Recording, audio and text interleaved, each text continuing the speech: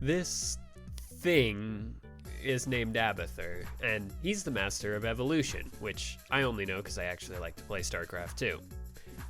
Now this is his health compared to another hero, and these are his attacks. Seems pretty absolutely abysmal, right? Well, that's because this guy doesn't do what your average MOBA character does, and instead he operates more as a global map controller by way of his abilities instead of using his own body. We'll save his Q for last since it has some depth, and quickly explain his W. Toxic Nest has an enormous but not global range, and it sets a trap that can vary from devastating clusters to mild inconveniences depending on talents. The massive range helps with exploding minion waves before they slow down your own siege on their structures. It also grants vision of a good-sized circle, which can help isolation assassins on your team. Solid ability, right? We only go up from here. Abba has a passive that spawns a locust every 15 seconds, which is more of a slow building pressure that deals a little extra damage to minion waves, and their talents can make them actually pretty intimidating. But they're mostly another pain for the opponents to deal with consistently. They deal extra damage to structures, so if left unchecked, they alone can be something that can quickly push down lanes. Now we're back to that centralizing ability on Q, so try to stick with me here. Abba can target any friendly unit on the map to apply a symbiote to them. Once the symbiote is applied, Abathur can cast 3 abilities off of the unit that the symbiote is on. Stab is a straight skill shot that does moderate to low damage to the first unit hit. Spike Burst is a small AoE that does low damage to everything in range. And Carapace applies a shield that heals the heroes while it remains on them. The lack of a mana cost on these is already somewhat strong, but we can get more busted. XP globes can be picked up by applying it to a minion even for a fraction of a second.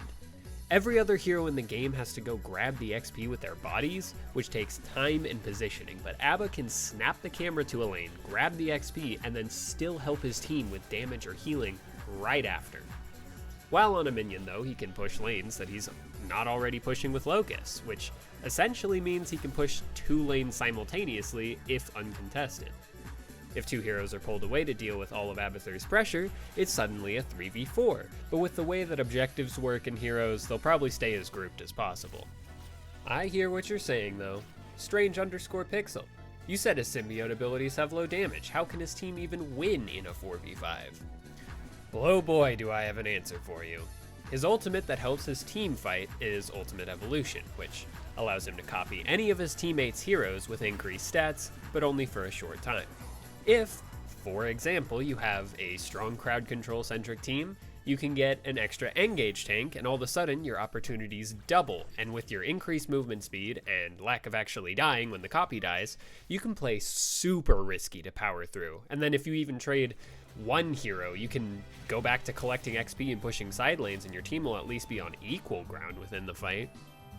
This ultimate is usually going to be the preferred choice since your teammates are generally going to be good at fighting, and you'll probably have at least one good copy candidate. The other ultimate is Evolve Monstrosity, which turns a minion or locust into a really big siege unit. Using Symbiote on the Monstrosity lets Abba take control and even allows it to use his unique movement mechanic of burrowing to anywhere his team has sight of. Monstrosity also heals from nearby enemy minion deaths, so it can push by itself fine, which is an enormous headache for opponents when done at the right time.